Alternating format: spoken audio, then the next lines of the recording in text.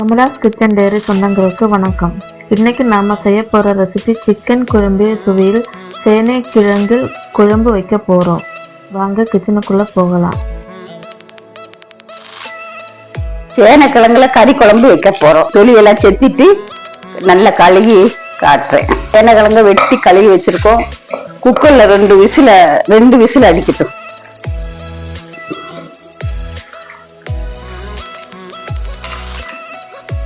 கொஞ்சம் மஞ்சப்பொடி போட்டு 2 விசில்.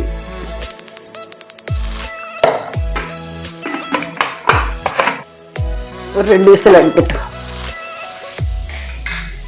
தேங்காயை வறுத்துப்போம்.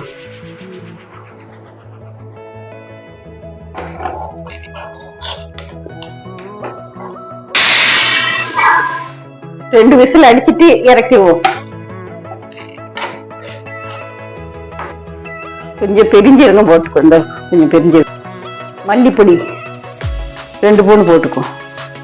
மிளகு பொடி 1 கரண்டி போட்டுக்கோ. கொஞ்சம் கறியாப்பிலையா இல்லை போட்டுக்கோ, நல்ல மணமா இருக்கும். நல்லா வறுத்துட்டு இறக்கிடும். இறக்கிட்டு ஆறின உடனே மிக்சியில் போட்டு அரைச்சிக்கும்.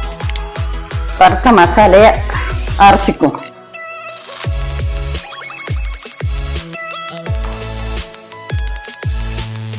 ஆவி போயிட்டு பாருங்க, நல்லா வெந்துட்டு பத்தியில நல்லா வெந்துட்டு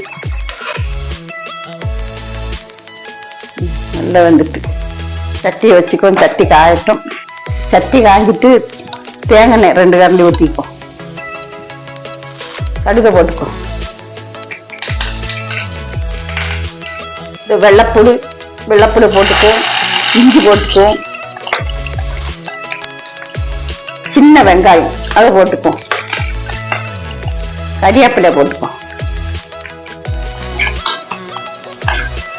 உள்ளி நல்லா வதந்துட்டு ஒரு தக்காளியை போட்டுப்போம். கல்லுப்பு போட்டுப்போம். கல்லுப்பு இது நல்லா வதங்கிட்டு கொஞ்சம் மஞ்சப்பொடி போட்டுப்போம். நம்ம அரைச்ச மசாலையை போட்டுப்போம்.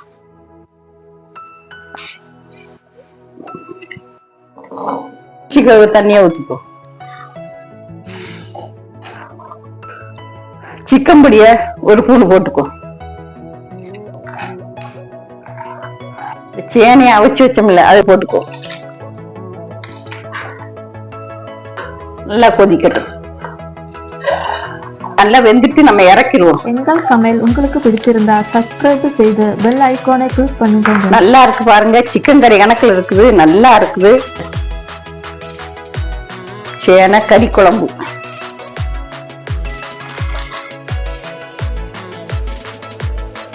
இன்னைக்கு உங்களுக்கான சமையல் டிப்ஸ். புளி வைத்திருக்கும் ஜாடில் சிறிது உப்பு சேர்த்து வைத்தால் பூச்சி வராது. சிறுதுண்டு இஞ்சி சேர்த்து தேங்காய் துவையல் செய்தால் சுவையாக இருக்கும். இது மாதிரி நீங்களும் ட்ரை பண்ணி பார்த்துட்டு கமெண்ட் பண்ணுங்க guys. மீண்டும் ஒரு புதிய சுவையுடன் உங்களை சந்திக்கிறோம். தேங்க்யூ ஃபார் வாட்சிங். நன்றி, வணக்கம்.